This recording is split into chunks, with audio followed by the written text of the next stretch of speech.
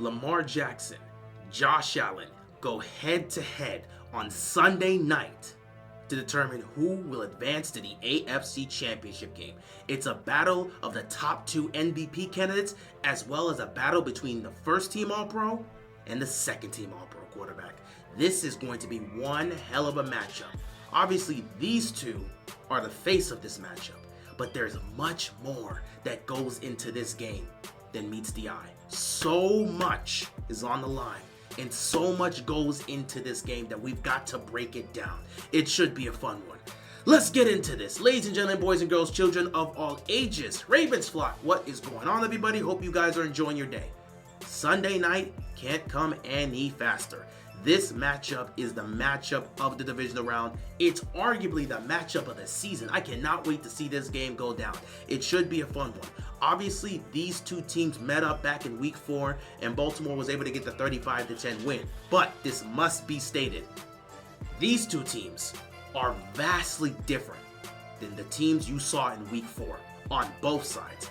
Obviously, Bills fans have been speaking about this for weeks, and now that we have this matchup, they've been speaking about it all week. They were missing 3 key defending players in Milano, and Johnson, and Bernard, which, you know, if you've seen how some of them talked about it, basically they were missing Ray Lewis, Terrell Suggs, and Haloti Ngata, but that's a different conversation for a different time. These are 3 key players on their defense that they need, especially when it comes to stopping the run. And since these guys have been back, since they've been healthy, they've been a much better defense and a much better run defense. So they're going to count on some of these guys to help them get the job done, which will be a tall task against this Ravens team. Meanwhile, for Baltimore, in that week 4 matchup, they were missing guys in Broderick Washington and Michael Pierce, who, again, was specifically Michael Pierce, is one of the most, if not the most important piece in stopping the run. So Michael Pierce not playing that game was also another factor. Not to mention, Baltimore is completely different defensively. And we'll speak on that as we get into the matchups and how each team fares. So this is going to be one great one. Cannot wait to see how this game goes down. It should be fun. But we got a game to talk about. So let's not waste any more time. Let's get right into it. So, Sunday Night Football, divisional round matchup. The Baltimore Ravens will be heading down to Buffalo to take on the Bills at Orchard Park. This is going to be a highly anticipated matchup in what will be freezing conditions. In fact, this will probably be the coldest game that Lamar Jackson has ever played. Will the cold play a factor in this game? Me personally, I don't believe it. A lot of people don't believe it as well. Especially when it comes to the formula that both teams are going to most likely utilize in this game. I think it works towards the advantage of both teams when it comes to the cold. I don't think it's going to play a huge factor, but we'll see.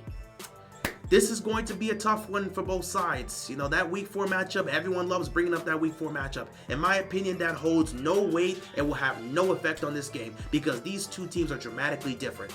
Buffalo was missing key defensive pieces there, but also offensively, there was an identity issue with their offense. And the way they chose to run offensively was weird. I mean, pretty much the most controversial play, which every Bills fan will talk about, that kind of shifted the overall outlook of the game, was the trick play, which led to a turnover, and Baltimore took over and pretty much ran away with the game. Now, me personally, with the way the Ravens offense was operating, I still believe Baltimore would have won that game, but there's no way they would have thrashed the Bills 35-10 if that trick play doesn't happen that way. So we'll never know how that aspect will go, but it doesn't matter because we're here now. And when it comes to this game, it will be a battle. It will come down to the wire. This is not going to be a blowout. It will be a close game. So Buffalo, again, they had an identity issue offensively, and they learned from that. They started toning it down with some of these crazy trick plays and started simplifying their offense a lot more. This is an offense that leans on their running game in James Cook and shares the wealth in the passing game. The Bills play at the highest level offensively so that they can take all the pressure off of Josh Allen. And you've seen, with the pressure no longer being on Josh Allen to deliver, he's had arguably the best season of his career. He's not turning the ball over at a high rate anymore. The pressure's not all on him to deliver because he's got guys he can trust. He doesn't need to force the ball to one target. He's got Shakir to get the ball to. He's got Coleman to get the ball to. He's got Samuel to get the ball to. He's got Kincaid. He's got Knox. He's got guys he can trust. And of course, the biggest aspect that has to be talked about, Amari Cooper, the receiver they went and traded for. That's an aspect that also adds to their passing game. They're not the same offense we saw in week 4. And with the way they play offensively, they are going to be a tough team to deal with. Baltimore, however, is also not the same as well. Defensively, they don't look the same. In that Week 4 matchup, they were one of the worst, if not the worst, passing defenses in the National Football League. We already talked about the players they were missing in that game, but they were also running out Trenton Simpson, who's since been benched for the most part. He does not play as many snaps as he was back then. He has been very poor for the Ravens. He has not done a great job in tackling and recognizing the gaps. He actually did really poor in that game against the Buffalo Bills. He made a lot of mistakes, and the way he's played this season has kind of led to him being benched, and they've made a switch up there, which has helped improve the linebacking aspect for the most part. And of course, Roquan Smith returning to form and being the best tackle linebacker in the league, or one of the best tackle linebackers in the league. In fact, in terms of linebackers that play the running back, he's arguably the best. He probably got first team All-Pro specifically because he's the best at tackling running backs. But yeah, the way they run their defense is dramatically different. They got players back like Washington and Pierce who are important. They switched up how they run the linebacking core, but most importantly, their secondary is completely different from how they were in Week 4. Back then, they were running 3 safeties. They kind of had Kyle Hamilton roaming around in the box, and then they had their other 2 safeties there in Eddie Jackson and Marcus Williams that were playing. Since then, Marcus Williams has been permanently benched. Eddie Jackson is no longer on the team, and Ardarius Washington, who didn't really get much involvement in that game against Buffalo Week 4, he's now starting, and he's been one of the best safeties in the National Football League. So they've now changed up. They don't run 3 safeties, they run 2, and now you have Kyle Hamilton now move up to that free safety spot, and since they've made those changes defensively, they've been the best defense in football. They made that change in Week 11, and they're number 1 in damn near every defensive statistical category you can find, whether it's points, yards, anything you can look up. They're damn near number 1. They have been elite as a defense. So you're not even going to get the same defensive looks that you got from that same Week 4 defensive team that was the worst pass defense in the National Football League. So you got a different offense, you got a different defense.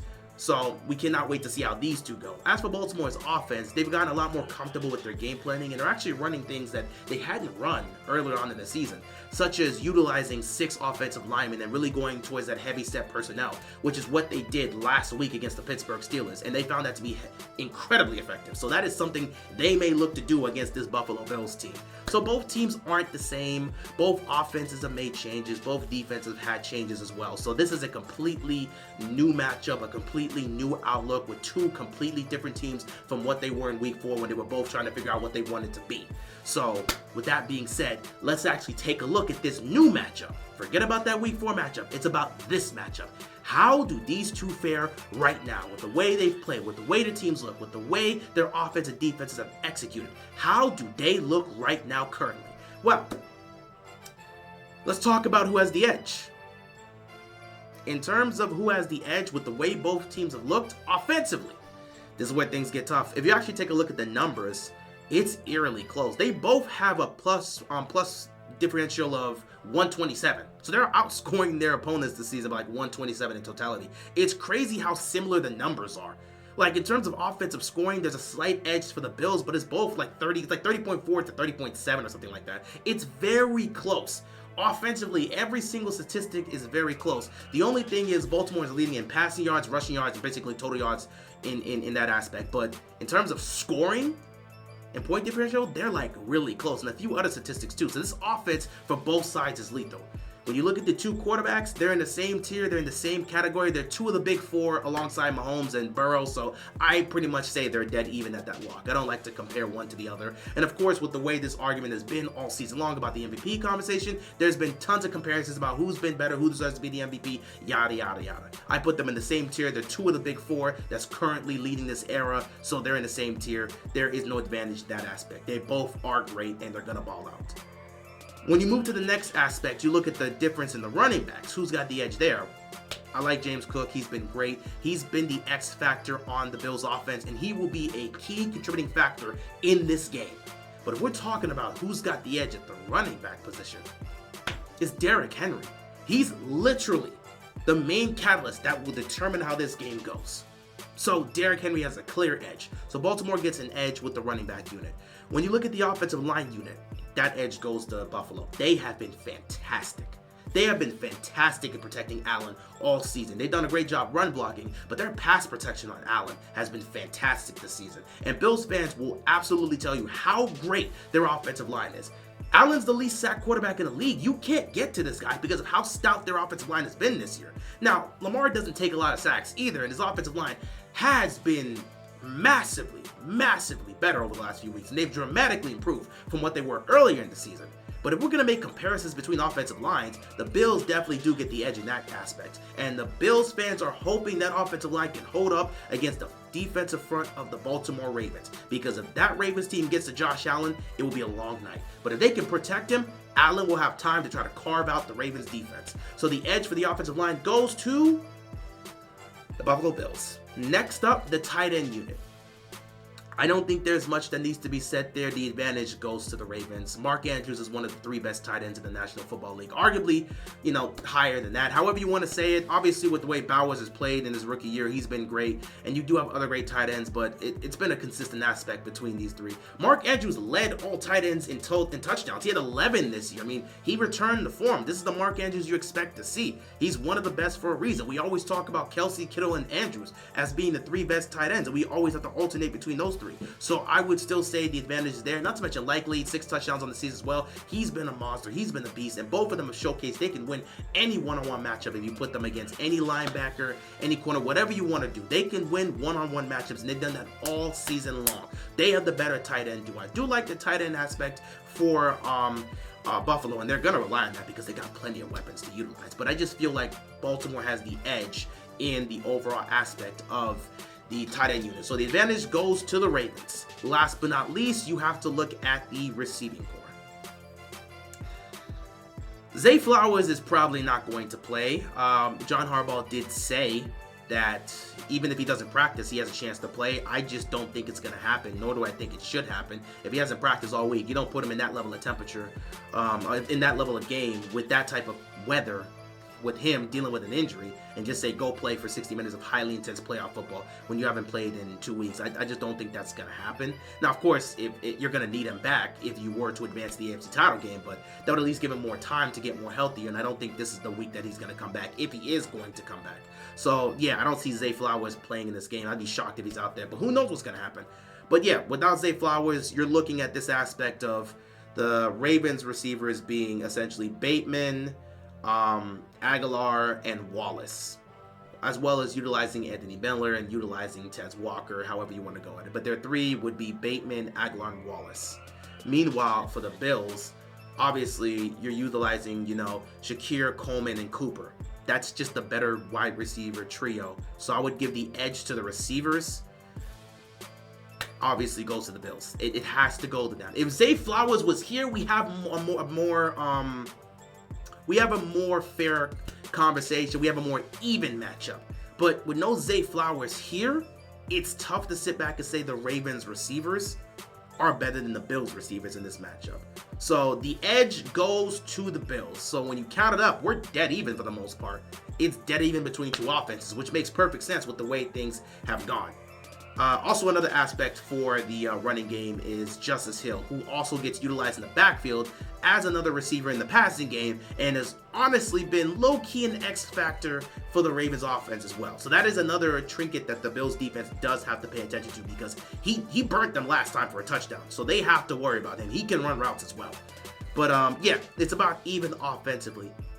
So it's very tough to give an edge here. If I'm going to give someone an edge, it has to be Baltimore's offense slightly, just because the Derrick Henry factor is so huge. He literally has the capability of ending this game like that. If they cannot stop him, Lamar doesn't have to do much of anything. He's going to have attention put on him, but if they cannot stop Derrick Henry, what chance do the Bills have of winning this game? He's that much of a dominant force. So I'll give the slight edge offensively to the Ravens because of the Derrick Henry factor. But I think it's dead even and pretty much close. They both have high-tier elite scoring offenses that can score against any defense in the National Football League and can put up points in bunches when you give them the opportunity to. But I'll give the slight edge to the Ravens because of Derrick Henry. Next up, defensively. Defensively, I think if you use the totality of the season, it's a lot closer between the Ravens and the Bills. But if we're going to talk about the changes that we're seeing right now, because we have to look at the state of the Ravens right now versus the totality of the season, as well as the state of the Bills right now, as opposed to the totality of the season. If we're going to talk about the current state of the Bills defense, they are much more improved. Like I said, those 3 guys that were missing, they were missing them for a good amount of time. And they got them back as the season went on. And since week 13, week 14, they have been one of the more stout run defenses in the league. They do a great job staying on their assignments in the run game, don't letting anyone get out, and they do a really solid job in the backfield with their secondary. So I really like the Bills defense. I think they do a good job when everybody is communicating well, but they do a good job in executing, in slowing down the run, and at times they can get beat over the top. I do have concerns with their secondary, but they do find ways to make adjustments and tighten up. So I do like the Bills defense, and I think they're much more improved in comparison to what they were before. With the Ravens defense, though, it's kind of a different conversation. Like I said, since they've made those changes in week 11, they've been the number 1 defense in the National Football League. It's not even a comparison. The Ravens have always been one of, if not the best run defense in the National Football League. And this year, even to start off the season and all the way through, they were the best running defense in the National Football League. Even with them having the worst passing defensive unit in the National Football League, they were the best. So everyone sat back and said, you can't run on them, but you can throw on them. So they were already the best run defense in the National Football League. Now they're one of the best, if not the best, secondaries in the National Football League since week 11. Now, again, I don't know if it's going to hold up because there is a clear weakness in their secondary, and we'll talk about that when it comes to matching up in this game. But overall, with the way the Ravens defense is played and the fact they've been number 1 since week 11 when they made those changes, the edge has to go to the Ravens defense. It has to, with the way they've been, because they've been elite at stopping the run, and now they're elite at stopping the run and the pass. So I think that gives you a slight edge. But the Bills defense is no slouch, and they're going to make sure they fight in this game and try their best to get Lamar and that offense off the field. So the edge will also go to the Ravens defensively. Special teams automatically goes to the Bills. The Ravens special teams have been awful this year. We have no return game.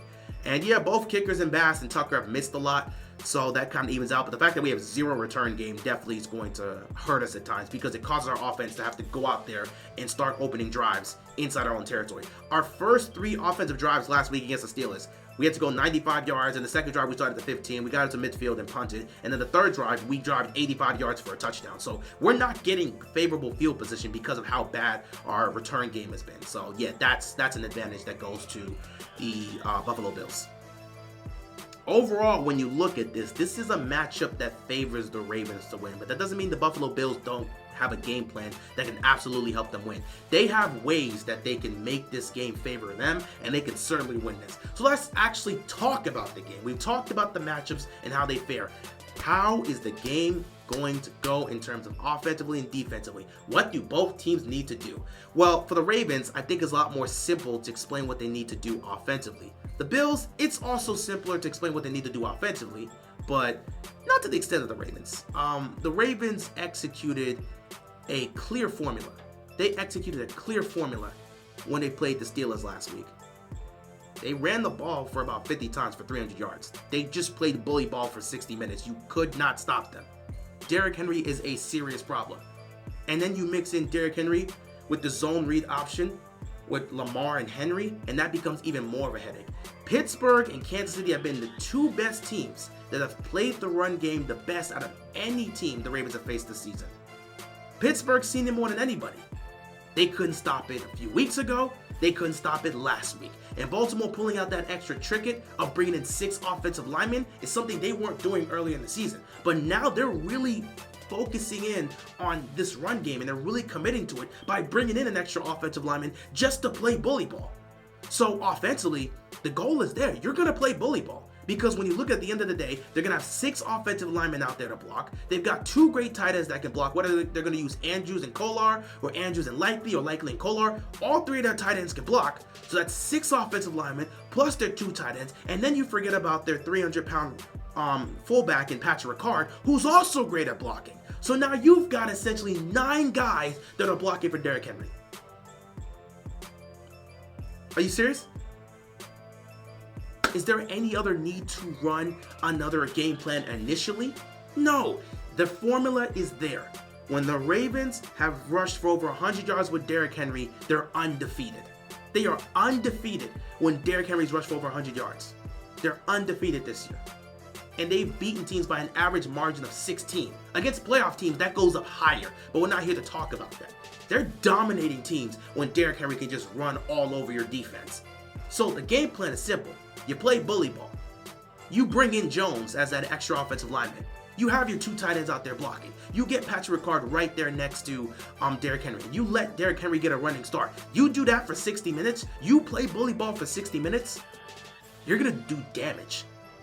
Not to mention, you can also use the zone read because they have to deal with Lamar and they'll have to deal with Derrick Henry. If you overcommit on Derrick Henry, Lamar is going to keep the ball and take the edge. And with his speed, he could be gone. We saw it in the Houston game. If you give him any space, he's gone. If you overcommit too much on Lamar, Derrick Henry's going to get a light box and he's just going to take it to the house, like we saw in that 44-yard touchdown against the Steelers last week. So it's such a tough assignment for Buffalo to have to deal with. But that's the game plan for them offensively. If Buffalo chooses to load the box up, now it comes into the play-action passing game or just the drop-back passing game in general. It comes down to guys winning one-on-one matchups in man coverage. And that means, likely, Andrews, Bateman, it's your responsibility to consistently win your matchups when it comes to those situations. And if you've looked at it all season long, Andrews, Likely, and Bateman have been winning their one-on-one matchups consistently. Bateman's actually the best receiver at creating separation, especially in man coverage, so he's constantly winning his matchups. And Todd Munkett is constantly coming up with different schemes and ways to get people open in this offense. So it's definitely going to be problematic. If they do load the box up, Baltimore has various answers to that. And the Bills will also have to be prepared for that. But Baltimore has a clear game plan. They're going to play bully ball, and if they stack the box, these guys can win one-on-one matchups. And it's up to Lamar Jackson to deliver the ball. If he can't do that, that's on him. But these guys are going to win their one-on-one matchups. So the formula is very simple for Baltimore there offensively. Buffalo offensively, it's essentially the same. James Cook is the X factor on their offense.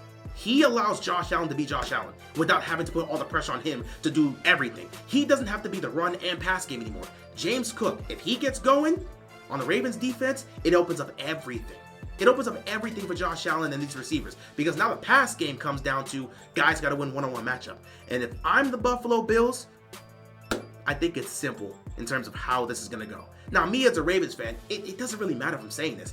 They're watching film. They know this. Everybody's seen this all year.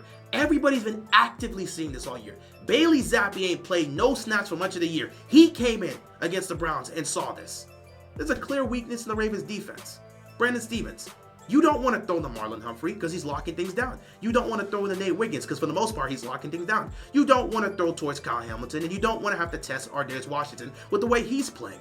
But there's a clear weakness on the defense. Brandon Stephens. Brandon Stephens has been one of the worst, if not the worst, corners in the National Football League. Every team has been testing him the entire season, and he's been failing that test. He's getting beat every single week. Every single week he's getting beat. He got burnt last week for a touchdown. In fact, the first touchdown the Steelers scored was because Brandon Stephens got cooked.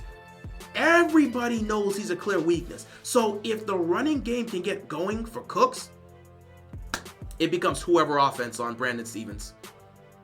Coleman, you matched up one-on-one with Brandon Stephens, Josh is going with the ball right there. Josh is going to throw that football if you're matched up with Brandon Stephens. So if it's Coleman, if it's Shakir, if it's Cooper, it don't matter. If you're lined up one-on-one against Brandon Stephens, it's whoever offense in the pass game. That is what they're going to do.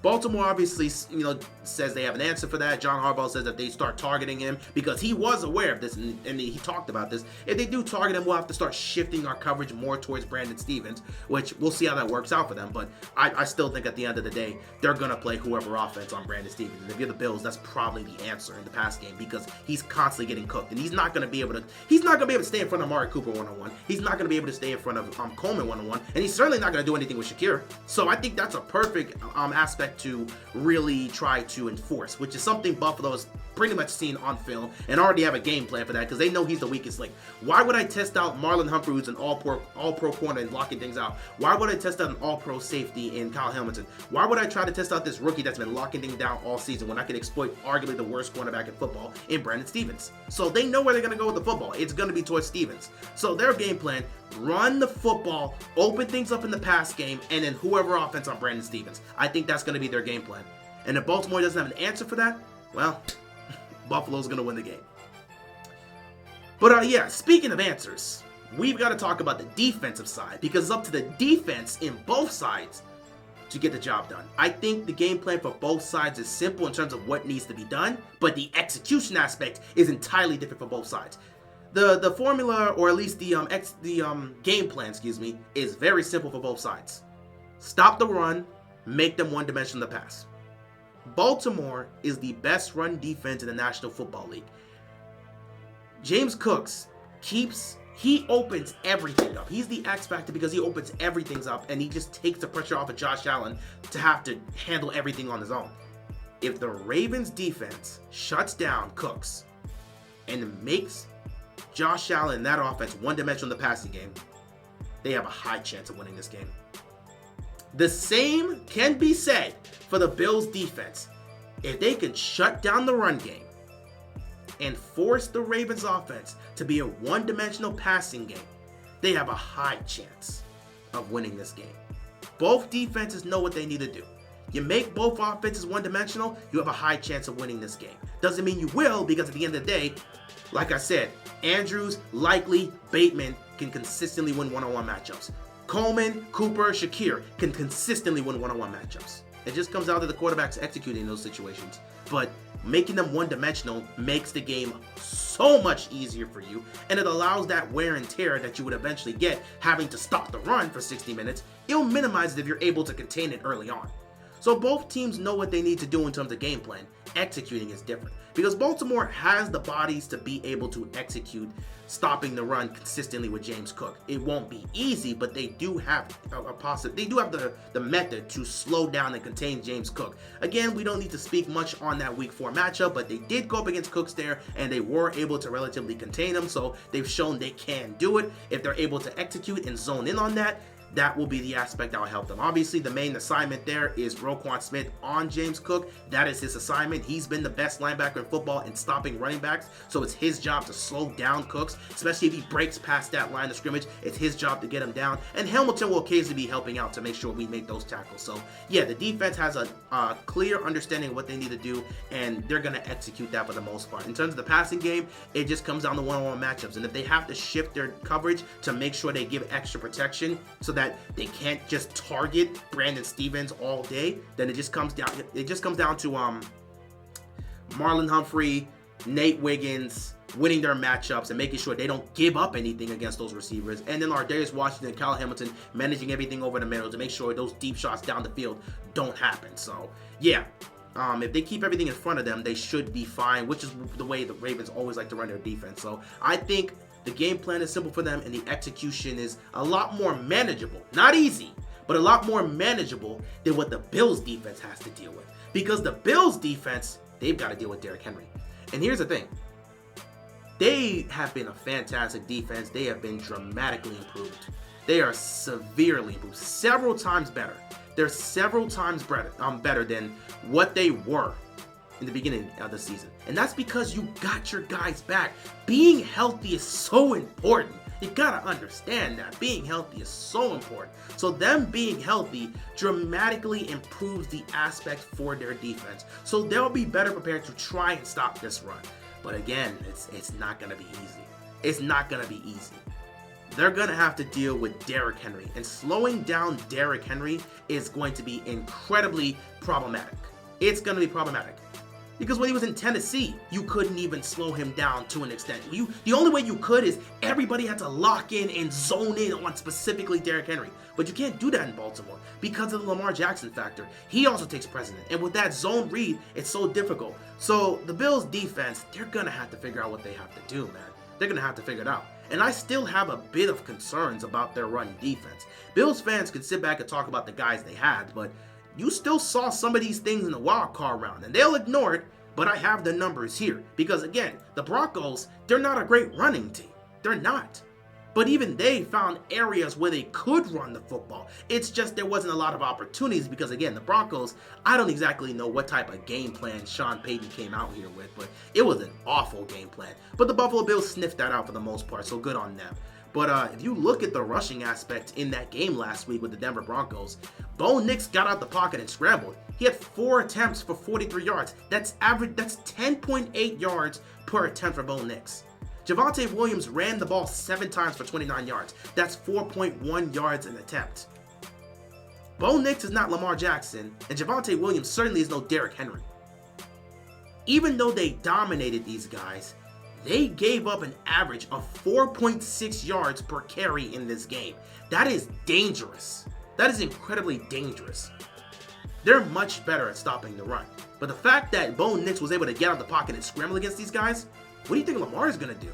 Now, of course, you can sit back and say the game plan they run there is not the game plan they're going to run here. And that is fair, because I think the game plan they have to run here has to be completely different than any game plan they have ran all season.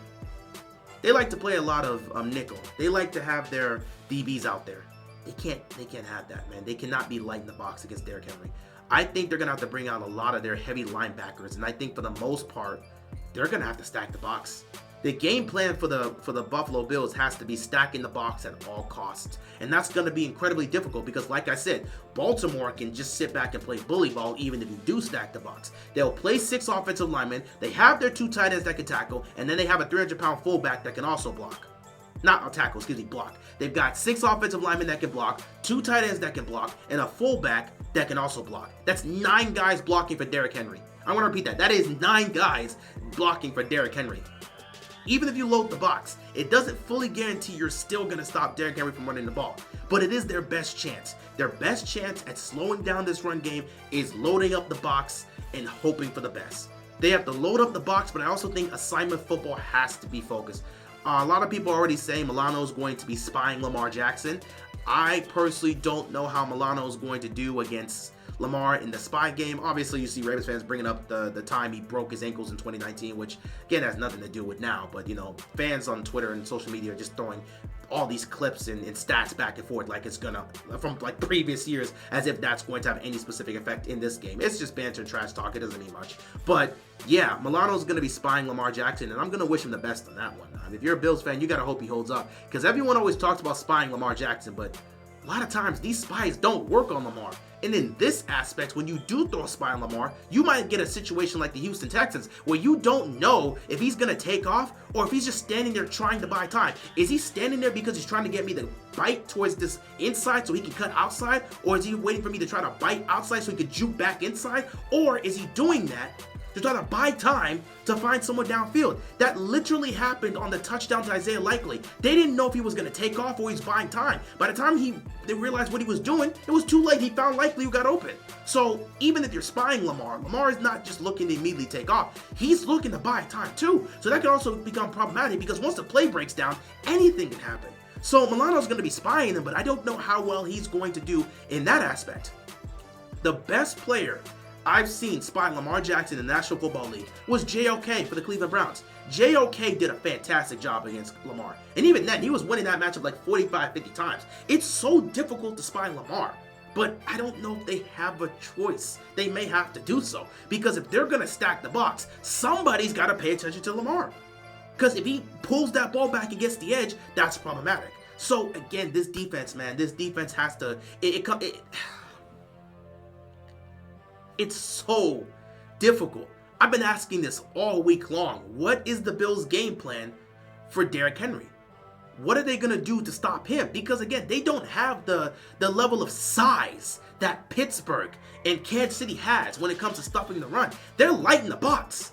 And because they're light in the box, they just can't run their regular defense that they usually run all season. They have to stack the box because they're light in the box. And if they play light in the box and they play their nickels, it's just not going to work out. It's just not going to work out. They're going to get cooked. So they have to play their heavy linebackers. They have to stack the box. And then Milano's going to have to spy Lamar and hope for the best. At that point, if you're able to shut down the run game, now you just got to put the faith in your secondary to hold up consistently against Likely, against Andrews, against Bateman. If they can do that, you got a shot. But I just don't know, man. I just don't know. You can't stack the box for the whole game and assume you're going to win. You're just not going to be able to do that for 60 minutes. So there's going to be times where they're not going to be able to stack the box. I think the best they can do is play that way. They got to stack the box, take their chances here, and try to limit that run game as much as possible and hope their secondary can hold up and win those matchups against likely Andrews and Bateman. If they can't, I don't know what else they can do defensively. I do believe they got guys that can definitely make plays, and they have a game plan that can work if they execute this at the highest level, because that's what matters. I don't care if you don't have the bodies. If you're able to execute it with the type of personnel you have, you deserve all the credit. So if they're able to execute this, they've got a shot, but it's a lot, man. It's a lot. I think Buffalo's going to do a really good job in containing it as much as possible. You're not going to stop Derrick Henry and Lamar Jackson in this game, in this zone read aspect. You're not going to stop Derrick Henry running the ball, period. But when Lamar chooses to use that zone read option and take off himself, that's also dangerous. I don't think you're going to stop that. I don't think you're going to stop Derrick Henry from doing that. But you can limit that, and you can contain it. So if you can limit and contain it enough to where it comes down to them having to pass, all you got to do is trust in your corners and your safeties to hold up against your corners, your linebackers, and the safeties to hold up against the pass game. So if they can do that, they've got a shot. But even so, Baltimore has just been such a pick your poison offense that when they're clicking on all cylinders, it becomes problematic. So yeah, that's the game plan. And of course, for both sides, I think offensively you take care of the football, and defensively you make sure you don't turn the ball. I mean, offensively you take care of the football, and defensively you force turnovers. Because if you don't take care of the football on the offensive side, you're going to give another possession to the other team. And if you do that, it could be the difference maker in this game. So yeah, that's pretty much it for the game plans. Offensively, for both sides, they're going to want to establish the run and then have their guys win one-on-one matchups against each other's corners and linebackers in that situation, and safeties as well. So yeah, game plan simple for both offenses. Game plan simple for both defenses in terms of just stopping the run or limiting the run, making them one-dimensional in the passing game, and then hoping your guys in secondary hold up against their receivers. So it's simple, but the execution is an entirely different conversation, which is why everything is favoring the Ravens, because no one knows exactly how they're going to stop this run game. And you can throw out those three names all you want. Having those guys there is going to be tremendous help, and it's going to massively improve their chances. But you have to deal with Derrick Henry for 60 minutes, man. These guys are human. The body's going to wear down. They're in the cold. And you're going to have to block 6 offensive linemen, 2 tight ends, and a fullback, and still find a way to deal with Derrick Henry. If Baltimore fully commits to that, I don't know. Overall, it's going to be an uphill battle, but I will say this. The Bills have a game plan that they're going to execute, and I do give them a great chance to win this game. I still think the defense will do just enough to keep this close. Because I believe in what their defense has been doing and how much they've improved, and because I believe Josh Allen's going to be able to score consistently in this game, I'm keeping this a close game. But it all comes down to their defense. If they cannot stop Derrick Henry, Lamar and Henry will be on the sideline laughing in the fourth quarter because, not laughing, but chilling out, cracking jokes, and just vibing on the sideline because they would have blown you out. If you can't stop Derrick Henry, this is a blowout. But I do believe they will do everything in their power to limit and contain Lamar and Derrick Henry in the run game, and they're going to make this somewhat of a shootout, which I don't believe it's going to be a shootout, but they will make this somewhat of a passing clinic.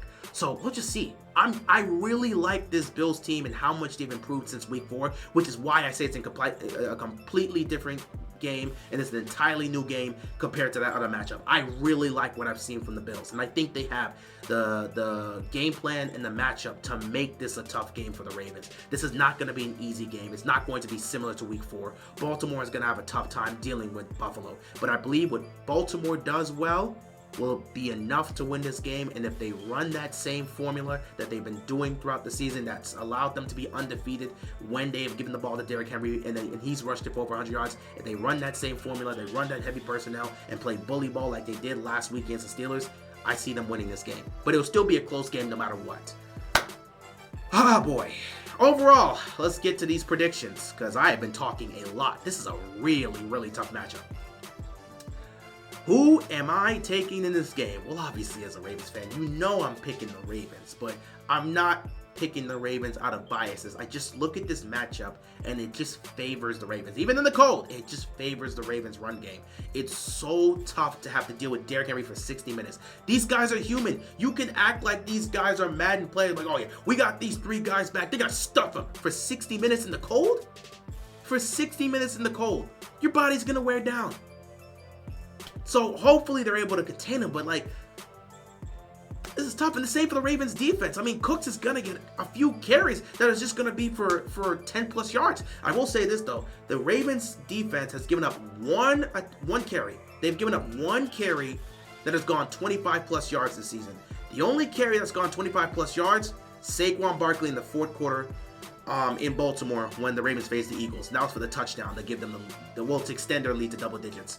But yeah, other than that, the Ravens defense has been stout. But even they will start struggling in the cold if they have to deal with James Cook for 60 minutes. So it's a tough battle either way.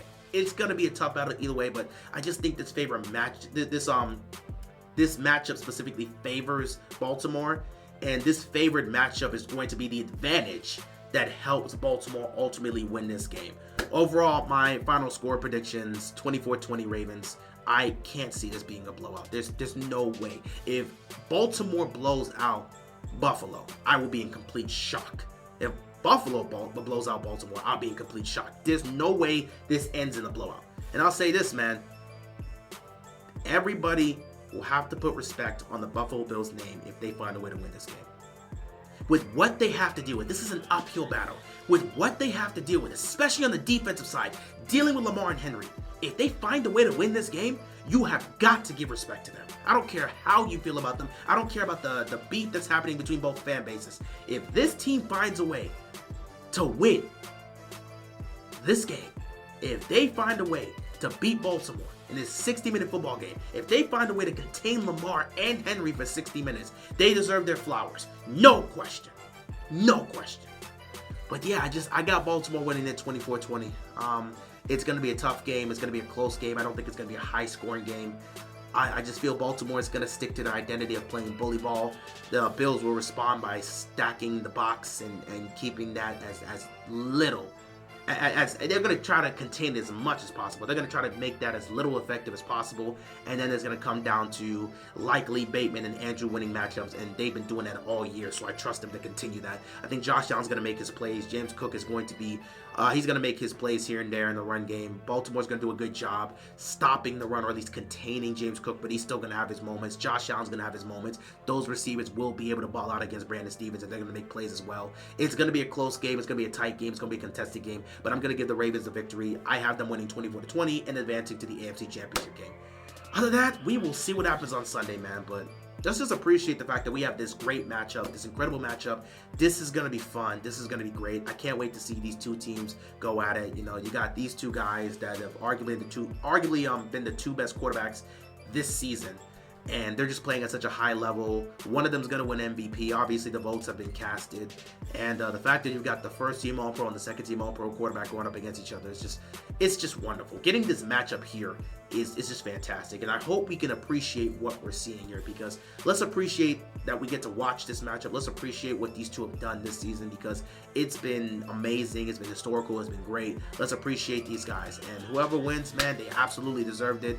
Whichever team wins absolutely deserves it. And I hope we can at least be respectful. Between Bills Mafia and Ravens Flock, at the end of the game, let's try to be as respectful as possible.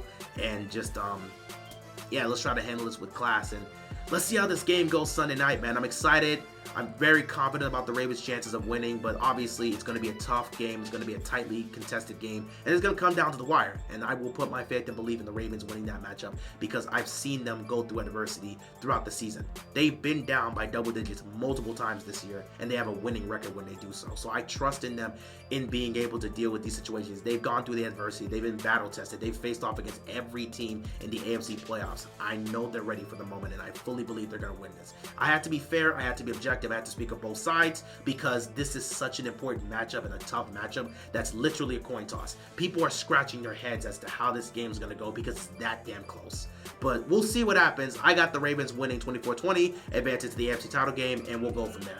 With that being said, guys, that is all I've got for you, and we will see what happens Sunday night. Be sure to stay safe, and peace out.